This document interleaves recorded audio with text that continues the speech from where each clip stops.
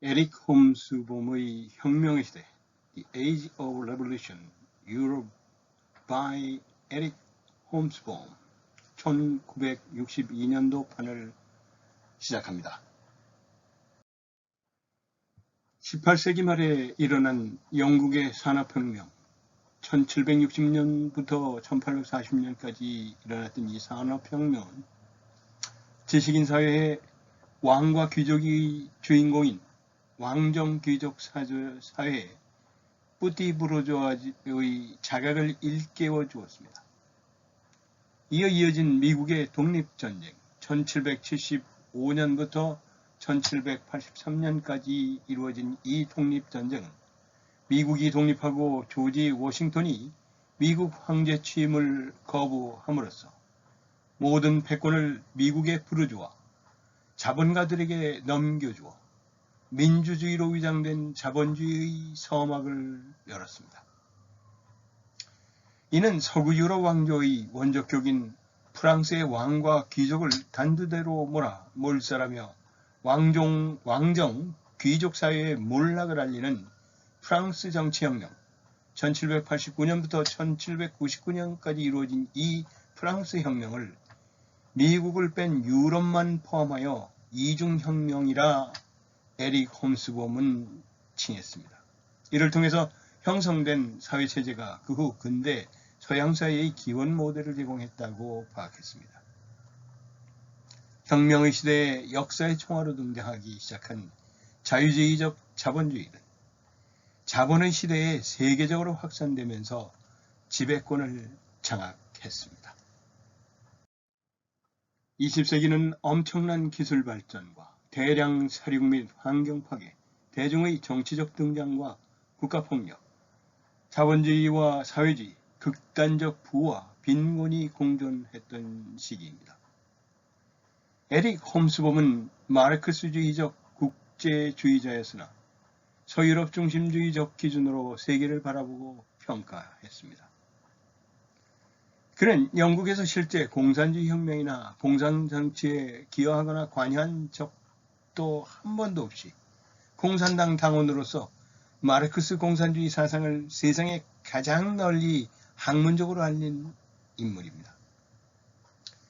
그 덕분에 1960년대 초반부터 1980년대 후반까지 인도와 브라질 같은 비공산주의 국가의 마르크스주의자들은 점점 더 자본주의의 과거와 미래에 대한 초국가적인 토론에 참여할 수 있었고 혁명적 변화의 가장 유망한 동인이 되었습니다.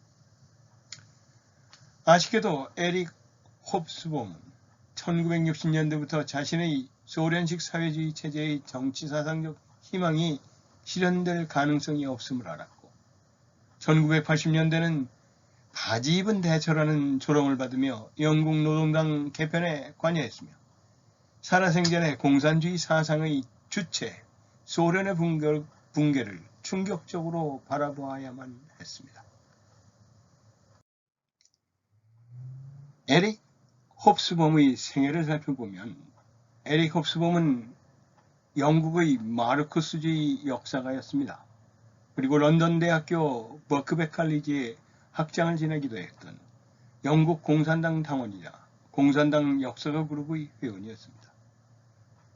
많은 근현대사 책을 저술했지만 가장 널리 알려진 것은 4권으로 구성된 홈스봄의 시대 시리즈가 있습니다. 또한 힘으로 정의와 민주주의를 구현할 수 있다는 폭력의 신화로 폭력을 정당화하는 미제국주의의 논리를 인도주의적 제국주의요 반드시 의심해야 할 위험한 사상이라고 논박한 책인 바로 이 폭력의 시대를 저술하기도 했습니다. 홈스봄은 1917년 6월 9일에 이집트 알렉산드리아에서 오스트리아의 어머니와 유렉의 아버지 사이에서 태어났지만 제2차 세계대전으로 고아가 되어 친척의 부양을 받았습니다. 런던의 성 메리르본 고전 문법학교와 케임브리지 대학교의 킹스 칼리지를 졸업했으며 대학생 시절 학식이 대단한 학생으로 유명했습니다. 킹스 칼리지에서 홉스봄은 역사학을 전공했으며 1947년 버크백 칼리지의 사학과 강사로 교직 생활을 시작했습니다. 교수가 되어도 출중한 실력인데 강사로 일한 이유는 공산당 당원이 학생들을 가리키는 것을 학교에서 허락하지 않았기 때문입니다. 그는 1950년 1884년부터 1914년까지의 페이비언주의와 페이비언들이라는 제목으로 박사학위를 취득했습니다. 버크백 칼리지에서 1970년에 경제사 및 사회사 전임 교수가 되었습니다. 그리고 1982년에 은퇴했습니다. 그러나 80대의 고령에도 불구하고 홉스봄은 연구 및 저작 활동을 쉬지 않았습니다. 영국 아카데미와 미국 아카데미의 특별 회원이 되었고 또 무대를 뉴욕으로 옮겨서 뉴욕 Institute for the Humanities and Social Studies의 교수, 또 버크백 칼리지의 명예교수 등으로 활동했습니다. 시대 시리즈 중 제국의 시대와 극단의 시대, 단기 20세기사는 그가 은퇴 후에 저술한 것입니다. 그는 2012년 10월 1일 95세의 나이로 세상을 떠났습니다.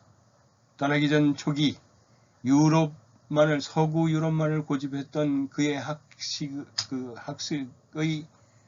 지평을 미국을 포함시켜서 서구 유럽 그러면 미국이 포함된 것을 가리키는 것이 바로 이 에릭 홉스봄의 기여라고 할 수 있습니다. 이 에릭 홉스봄의 사상과 그의 업적을 잠깐 살펴보겠습니다. 에릭 홉스봄은 우리가 사는 시대가 어떻게 형성되어 발전해 왔을까를 장기적으로, 거시적인 시각에서 추적했습니다. 우리 시대의 토대를 놓은 출발점에서 현대까지 2세기에 걸친 역사적 변화를 핵심을 놓치지 않고 시공에 따라 달라지는 세계의 모습을 다양함 속에서 살피는 작업을 주도 면밀하게 해냈습니다. 그 작업의 결실이 바로 4부작, 혁명의 시대, 자본의 시대, 제국의 시대, 극단의 시대였습니다. 그는 그 4부작을 통해서 역사의 변화를 단선의 역사가 아니라 횡단면의 역사로 보여주었습니다. 그의 저술은 유럽사에 대한 고찰을 위주로 유럽사와 관련이 있는 다른 지역까지 그의 고찰은 확대되어 있습니다.